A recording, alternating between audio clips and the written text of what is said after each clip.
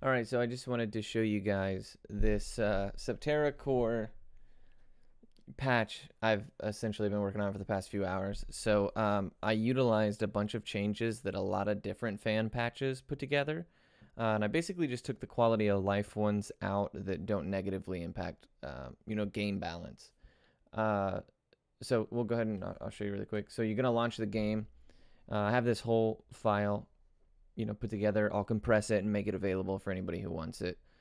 This works with Steam or the GOG version. You just gotta, you know, move this into whatever your root folder is. It doesn't matter. But this fixes cutscenes. It fixes crashes. It makes your default movement speed run, and you'll hold shift to walk as opposed to the other way around. It launches the game in an adjustable windowed mode, and the big one is that there's no more waiting in combat. So again, nothing that's going to change the balance of the game. Just things that are quality of life, make the game a little bit easier to stream, speed run, stuff like that. So you launch it through this batch file here. It's going to pull up in the game. Now, I have it currently set like this in these with this windowed resolution. Within the file itself, there's a GUI that you can use to change the resolution to whatever you like. So having it windowed like this is really, really beneficial because you don't have to struggle to crop it or whatever. Just a window capture if you're streaming or recording will work just fine. So you're going to see here your default movement speed is run. Go do combat really quick.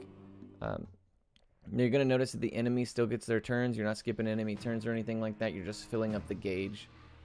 You're not doing any of the waiting.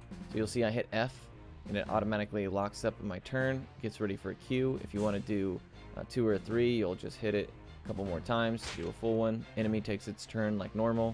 Attack turns and stuff like that are all completely the same. You're just not doing the waiting for the gauge to fill up anymore. So big quality of life difference as far as sitting around. A lot of the biggest complaints about this game is how slow combat is.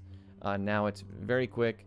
It's pretty much you take your turn, you assess, you take your next turn, and that's really, really nice. And also, sometimes when you're in combat, you'll go to click your character portrait or target your character in order to take a turn, and if you're a little slow, the bar will charge a little bit past the first charge marker, and so now you don't have to worry about any of that. As soon as you hit F, it's automatically going to open up your turn to take your turn if you choose to. If you hit F again, it'll go to the next one. Now, if enemy turns happen to take place at any point during that, they're going to get their turns as normal. Again, no adjustments to balance or difficulty or anything like that, just pure quality of life. So hopefully this encourages more people to run it. I'll probably run this version, whether there's a leaderboard category or not. It'll be a much easier and much shorter and more enjoyable experience, I imagine. So hopefully that develops a little bit more interest, and we'll see what happens.